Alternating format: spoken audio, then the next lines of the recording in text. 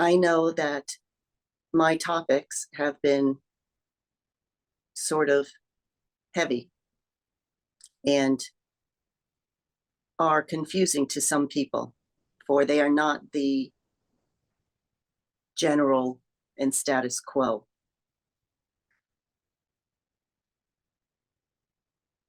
And I know as I speak more and more, I can offer more insight into the teachings that I have come to earth initially for.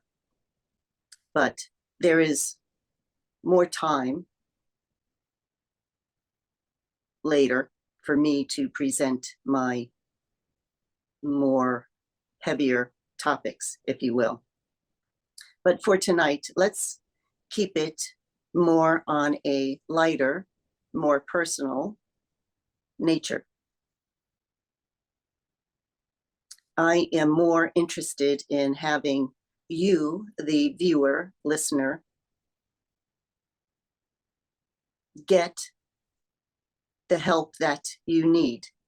And by that, I mean by way of maybe meditating more, maybe listening to your inner voice, your inner wisdom, or perhaps cultivating that inner wisdom, that inner voice.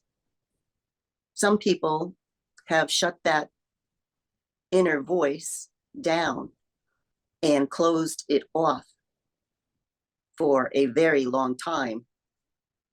And in order to start hearing that more regularly would mean to develop one's clairaudience, the art of hearing and listening to yourself.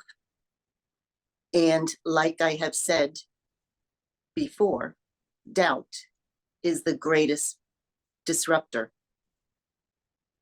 Fear is on another realm, but the doubt is ever so softly the one area that prevents many people from doing many things. And by that, I mean things that you may love to do, or you have dreams of doing this and that, but you hear this little voice that says, do you really want to do that? So you do have the inner voice, but it may be causing doubt. And because of that, you do not listen to your inner voice, your inner wisdom. So with that, try to recognize, witness, observe your inner workings of yourself. This is a start. I am asking you not to judge those inner workings, just witness and observe. Once you can start to stop and pay attention by way of witnessing, then you can move forward into action. Action may mean to perhaps say, I am not going to listen to you, doubt. I am listening to my dreams, my passion, the things that give me great joy. For everyone has things that give great joy in one's life.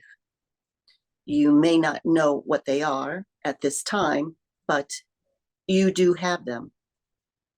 So, first task is to witness your inner wisdom.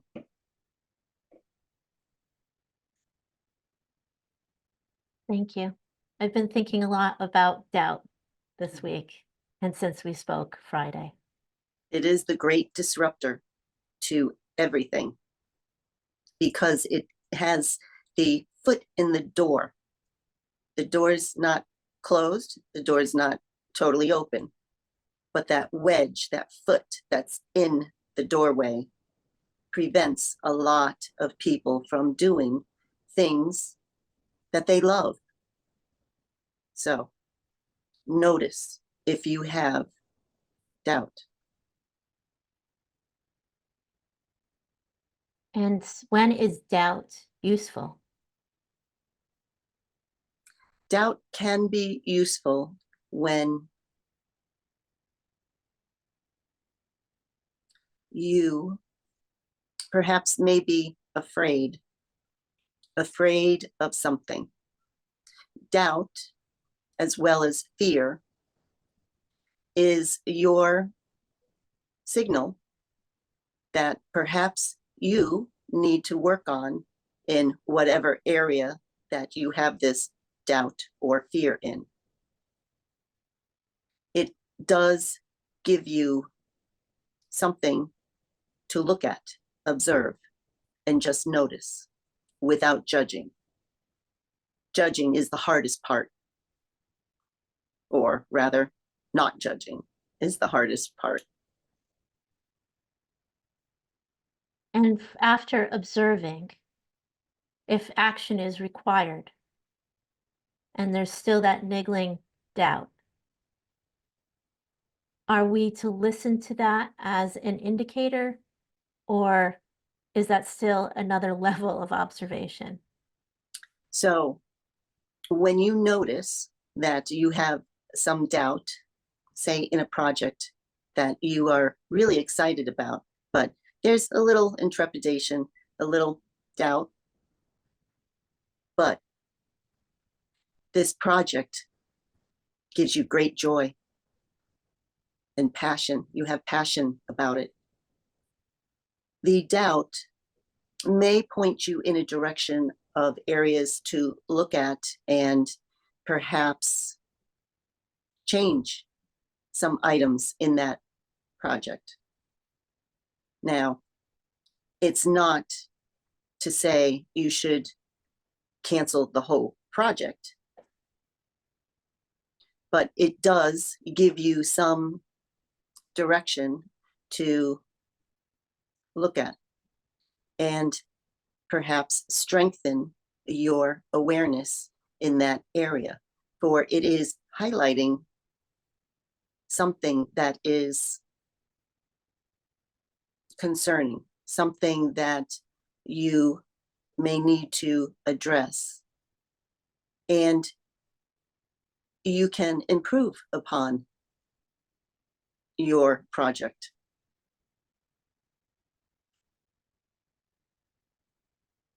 Thank you. I have many doubts in specifically with relationships. It's difficult to move ahead when looking past on previous mistakes. And so it is difficult sometimes to move ahead specifically because it's been my experience that relationships are very temporary. And so there's doubt. It feels good in the moment, but there's doubt that keeps me from moving forward. Is that just something I need to be patient with and observe? Or is that an indicator that I'm not sure, honestly? Okay, so let's reframe this scenario. Okay, first of all, relationships, okay, no matter who they are in relation to you, they are all lessons that are being brought to you. Now, you've heard of the concept that whoever is in your circle, so to speak, mirrors back to you the issues, the lessons. So when you have a relationship and you're having a hard time with, let's just pick one relationship, that difficult area, that hard time, is a reflection back to you. Let's just say it's communication, okay? To make it simple. Perhaps it is telling you that on your end, the communication needs to be more clear. So instead of thinking it's always the other person, right? That it is mirroring back to you that perhaps your communication needs to be looked at, evaluated, not judged, because there are no right, wrong views. There's only lessons.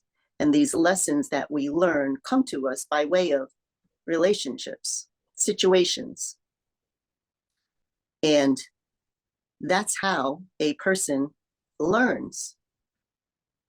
But it is kind of tricky from a human standpoint, since humans have a hard time seeing themselves in a neutral light versus a judgment light, because we as humans are our own worst critics. We're quick to judge ourselves and others. So, in order to witness and evaluate the relationship, you, the human, needs to step back and witness and ask, what is this lesson that this particular situation is showing me? How can I improve this relationship? And then if you keep getting the, it's not you, or how does that saying go? It's not you, it's me. Yes. If you get stuck, so to speak, then perhaps that is signifying to you or signaling to you that it's time to go separate ways. Now, that's probably the last resort, unless if you're in an unsafe, unhealthy condition.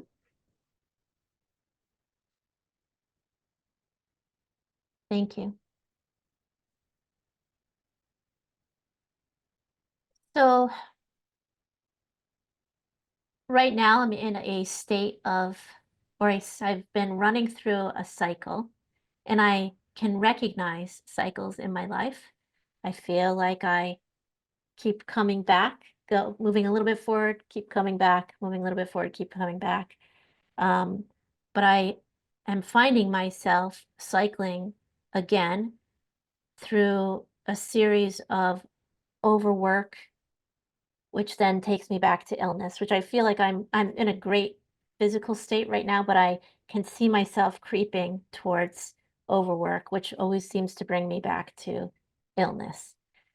Um, it's a cycle, and one that I have been taking time to stop and observe. Um, but I'm having trouble seeing a path outside of this cycle, or a doorway to exit the cycle. I'm tired of it. Do you have any thoughts to help me address that? Let me ask you a question. Does this cycle give you joy? No. Then why continue going into that cycle? Perhaps it's programming, but I do have a need to do. And I have trouble finding balance with the doing, until I'm forced to stop because I've made myself so sick. So as you continue through this, I see it as a circle. Round and round and round we go. And you keep learning, you keep going through it, you keep doing it, and you keep doing it. And what does it teach you? What has it taught you? That it's really not serving me. I recognize it, but if I step outside myself, I see myself falling into the same pattern. Yes. So in order to break a pattern, it must come from you. It must come from within. And it must come from you by saying no. And that's okay. You can say no.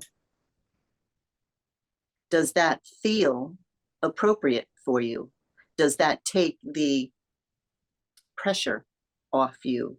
Does that alleviate the burden of going round and round and round in circles? The thought of saying no makes me feel panicked because I feel like if I turn my back, it's going to catch back up with me. Have you tried saying no? For brief periods, I have, but it was never sustained. Have you called upon your angels and guardian angels to help you with this? I have been this week specifically. Yes.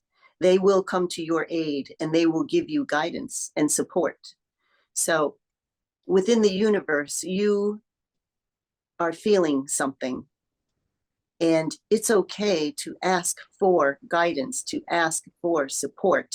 You are calling in the guard, so to speak, to help you with this.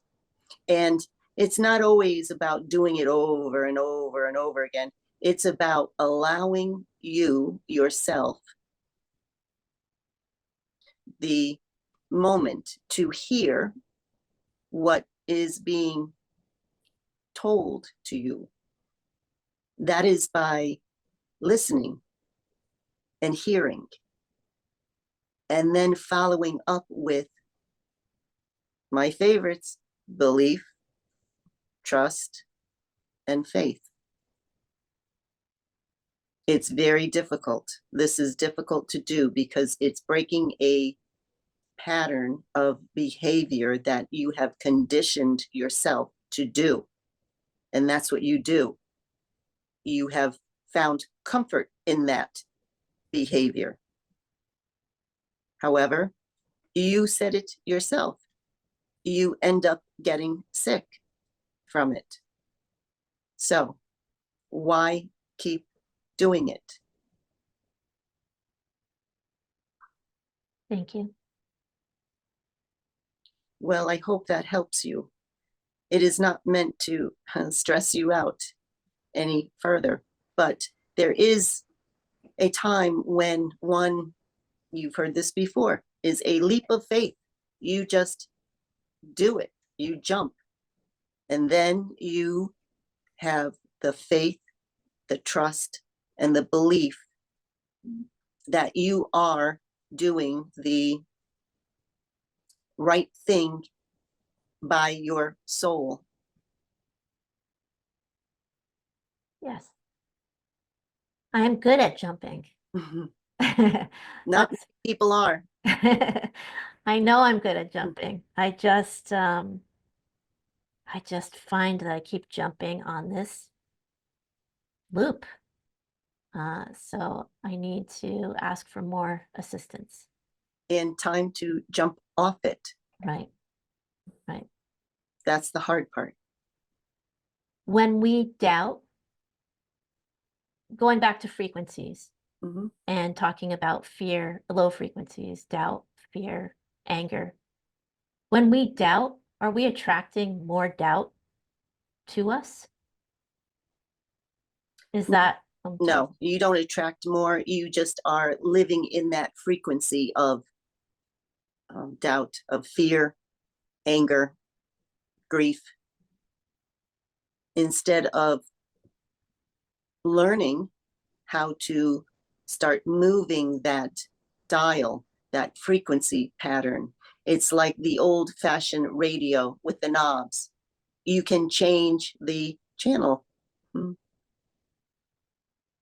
So is that useful to actually visualize? Mhm. So if I'm in a low frequency, to actually visualize moving my dial to a higher frequency. Yes.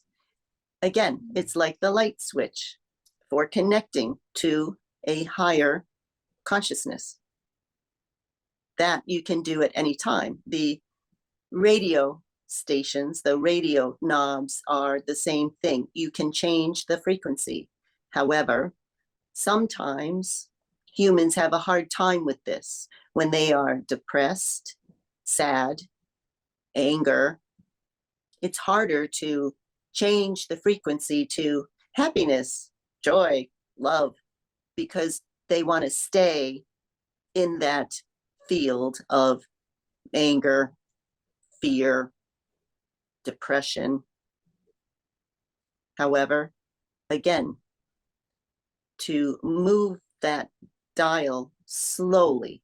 So maybe a little bit of a change in the thermostat, the dial, to a in between frequency of, say, courage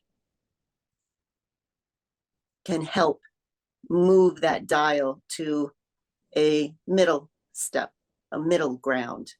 And then once you find the courage to step away from those other lower frequencies, vibrations, it's easier to then move to love, joy, happiness.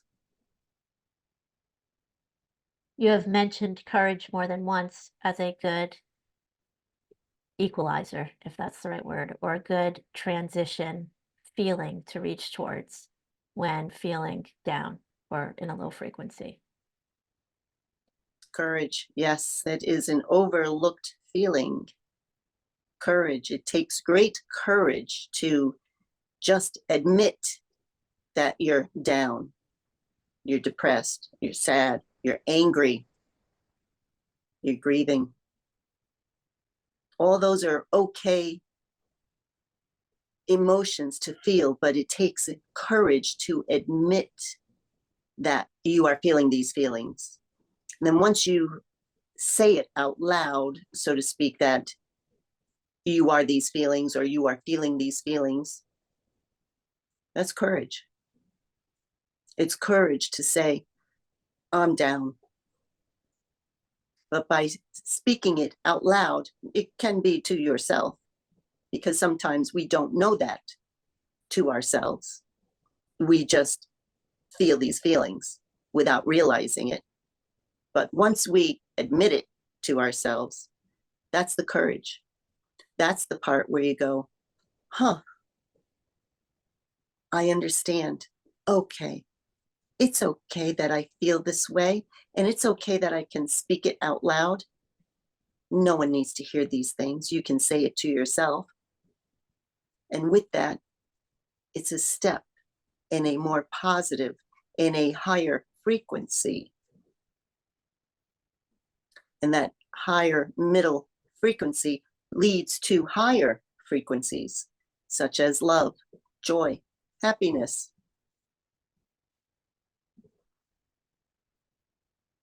Without coming across as judgmental, but to be, uh, I've had experience of people who, and I will admit that I have a very little patience for those who say they're depressed and they're depressed and they're depressed and they're depressed and never reach for that courage.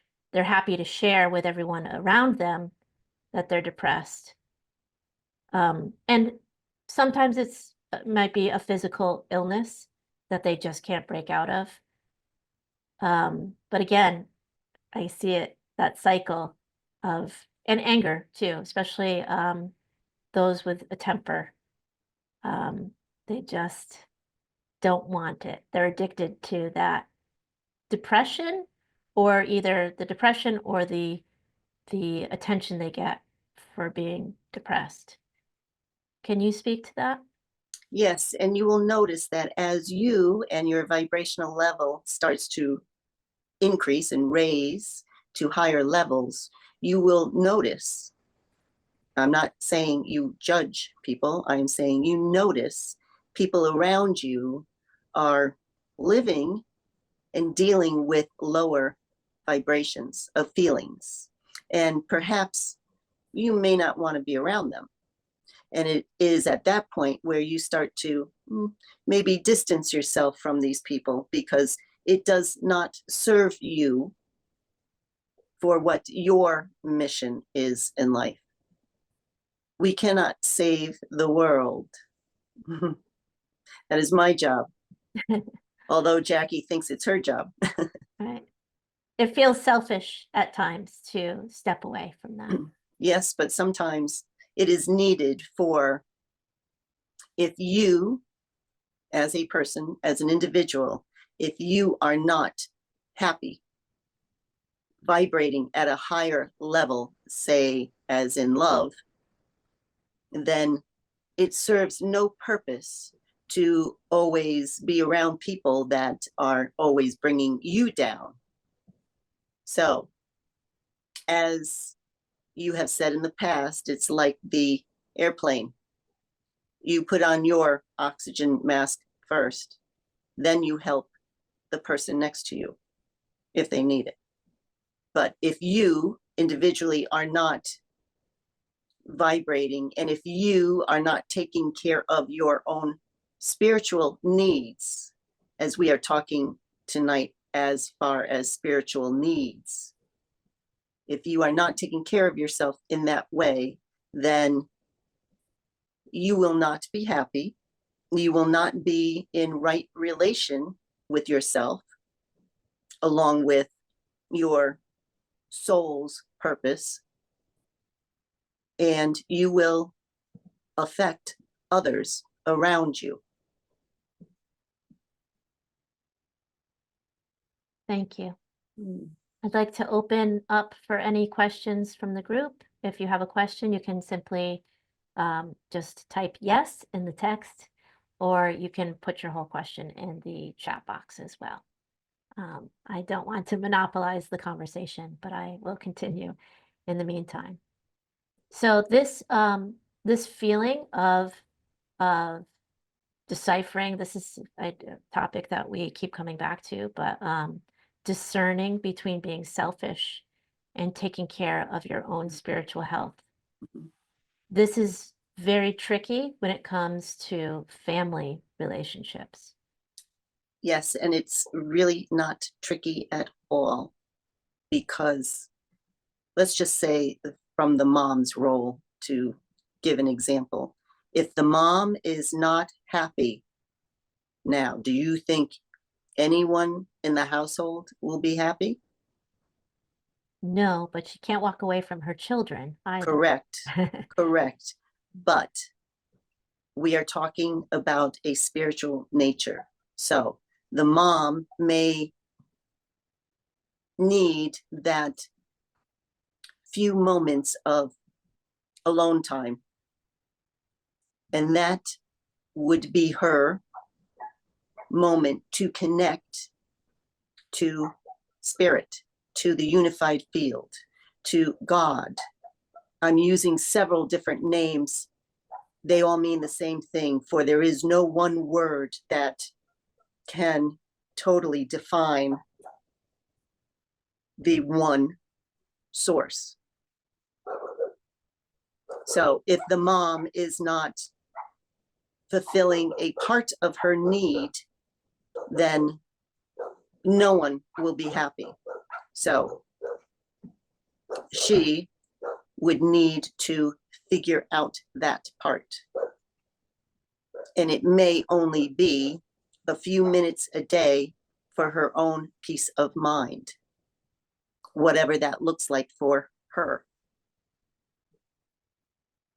So it's stepping away to have a deeper connection with yourself, but you do have to maintain I'm careful about saying have to, but Exactly. And it is not stepping away from her family needs, for she has a family of her own doing. So with that, she may find a few moments here and there to somehow connect to her spirit, her soul, so that she feels connected and centered and balanced, so that she's able to carry on with her duties in her family, her normal life, so to speak. thank you. I'm going to allow Mark to ask a question. Okay, this is Kathy. I'm over here. I have a question on what life lessons that I'm currently learning as a result of my present job job is not the right word, but I can't think of the right word. Job that I am experiencing, my current work that I am doing. Because I'm not sure how it is helping me grow or to discover new or unused talents and abilities. You do have untapped healing abilities. And with that, perhaps look and see, feel what excites you. And again, your body is your best gauge. We spoke of this once before, that your body is your greatest indicator. If you have heard of some, for instance, healing modality, which you are in the field of, add to it for your own personal sake, for your own personal excitement, joy. So I know you are feeling stuck, and ask yourself, why? Are you putting too many outside pressures on you instead of finding that passion, that excitement as to where you can go next? So to continue on that, I think that what I'm up against is some boredom, because the healing I do is not being done by me. It's being done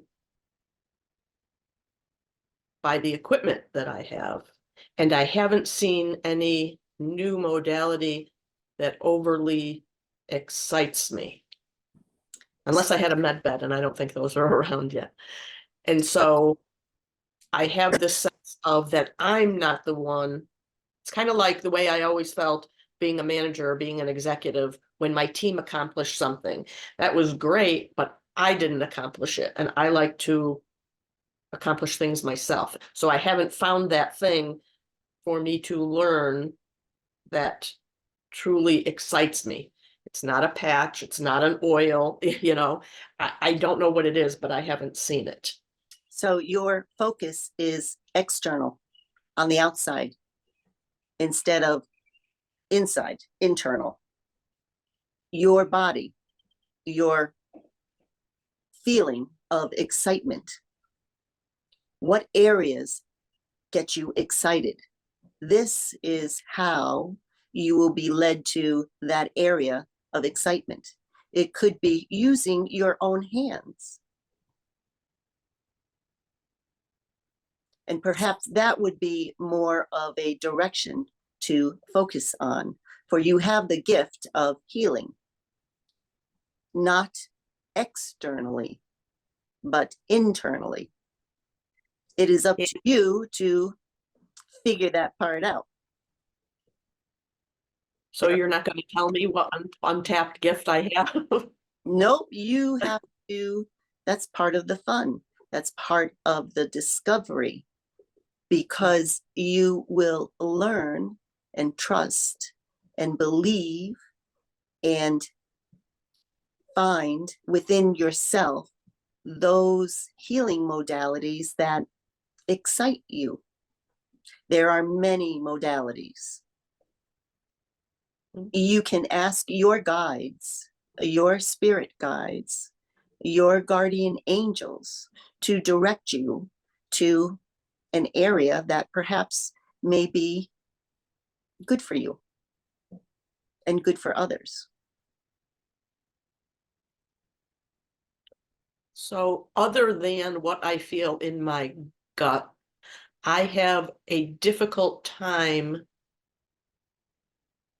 either realizing what because I talk to my angels all the time, I talk to them, but I don't feel that I get responses back because I'm not proficient at picking up on what or how they're trying to tell me. Do you have any tips that I can use to make that clearer, or is it something physical with me? Okay, two things. First, you feel your gut, right? You have that gut instinct, right? Yes. Okay, focus on that. Identify that, observe it. That is your indicator. Oh, I don't like that modality. Oh, well, that one feels pretty good to me. I like that modality. Okay. Now, in talking with your guides, your angels, guardian angels, do you listen? One of the ways you can get feedback is to say, if I am to do this modality, can you give me a sign, one that is very obvious that I cannot ignore, that it's clear, please? Yes, I've tried that. I've even tried asking them if it's easier, because maybe I'm missing the sign, to come to me in my dreams, but that doesn't seem to happen. Dreams can be tricky, for you need to remember them. They may be coming to you in your dreams, but the remembering part is not being worked on.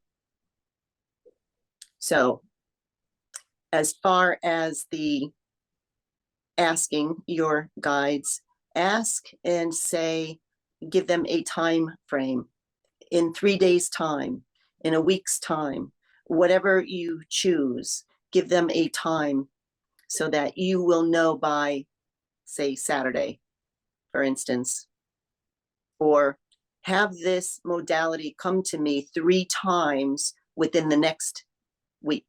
Then you will know. But your gut should also be an indicator. The other exercise that will help is also the use of a pendulum. That might be a more direct way, if you will. But again, with all these methods, your gut, listening, and a pendulum, you will need to trust. I'm pretty good using the pendulum for yes or no answers. Anything beyond that, if I try to have the pendulum spell, that it's just not that clear to me. It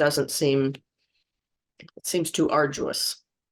So pendulums are pretty good at questions that need the response of yes or no.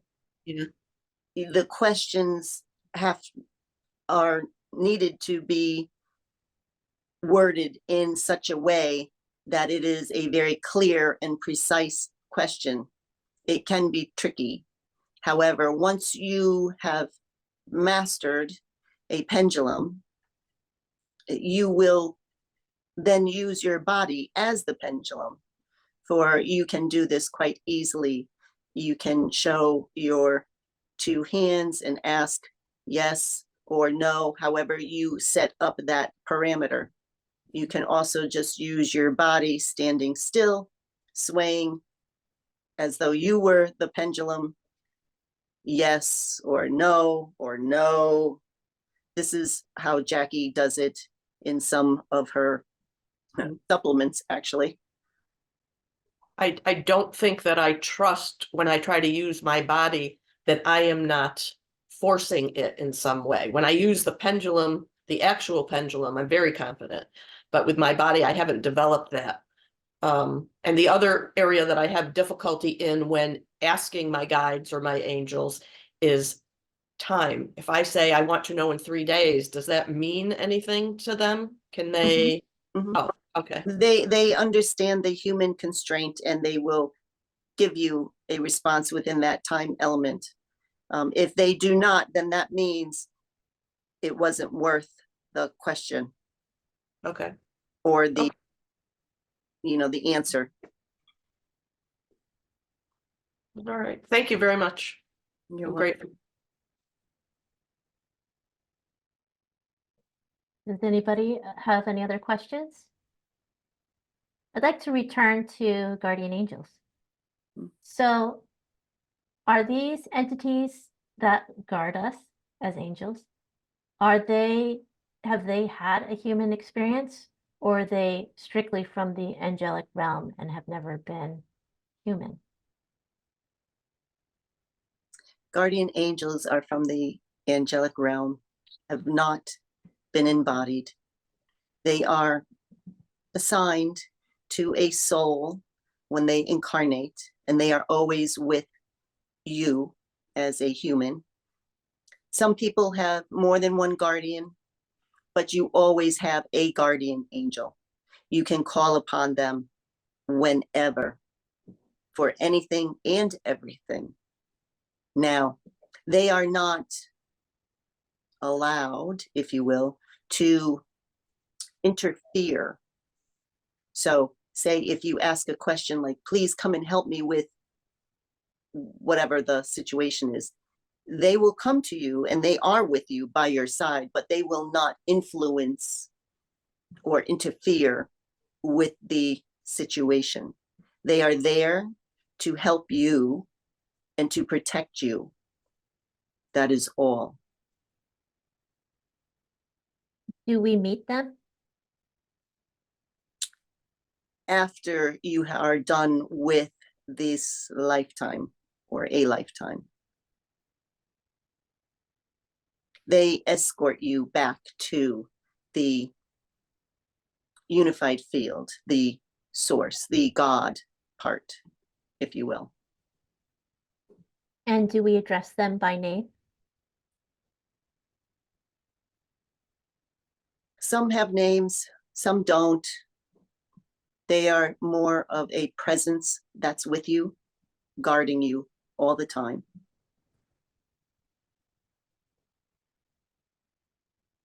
This vision of experiencing angels as beautiful humans with wings, is that a human construct? Yes, absolutely. Yes, there are many, many different kinds of angels, all different levels, all different kinds. Oh, they are the unemployed messengers of God, of the unified field. So if you are in need of gardening help, you can reach out and call upon the gardening angels. If you are in need of any type of help, support, call upon that angel for that particular want or need.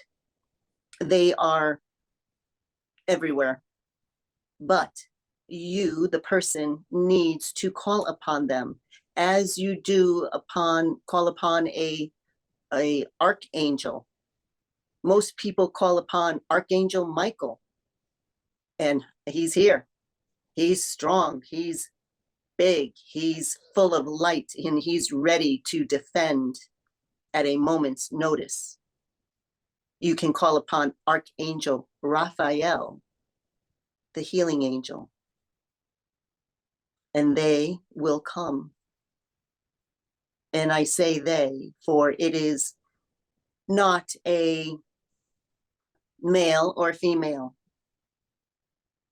humans have made these archangels as well as these angels more human-like so that humans can feel more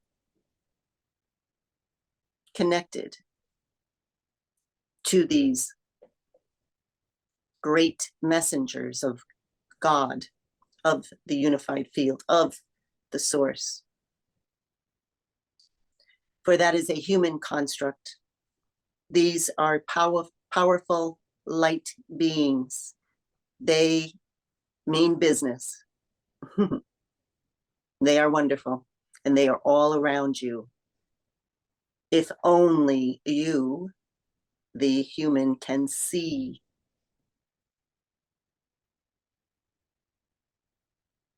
Thank you. Last Friday, Lauren experienced big presences during our conversation. For Lauren's sake, because I know she couldn't make the call today, can you give us some explanation or an introduction of who joined us last Friday?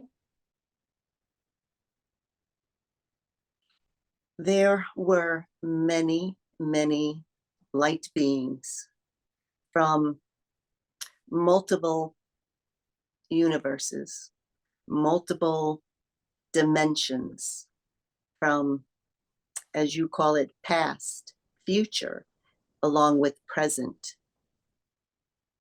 light beings. Now, they can and did appear in multiple forms, but whenever there is an ascended master that comes to speak in a very pressing way, others come to listen, for they want the knowledge of the ascended being also. It is a community of high level beings, for there is no room for any lower level beings. They cannot survive the high level of frequency and vibration. And yet these other beings from other worlds love to come and be in the presence of high frequency, high vibrational ascended masters. It was a treat for me to speak through Jackie, and I am grateful that she has agreed to provide her voice, her body, her time, and her space. And I thank all of you for being here tonight. It is a treat and an honor, for I love speaking to all of you. And it's not just you humans that are here listening. There are others listening as well. So thank you. Thank you. Our time goes quickly. It sure does. Do you have any closing statements for the group? I know that a lot has been said tonight. Please keep an open mind and open ears to hearing what it is that was said and what you are able to understand. For you all are working on various lessons,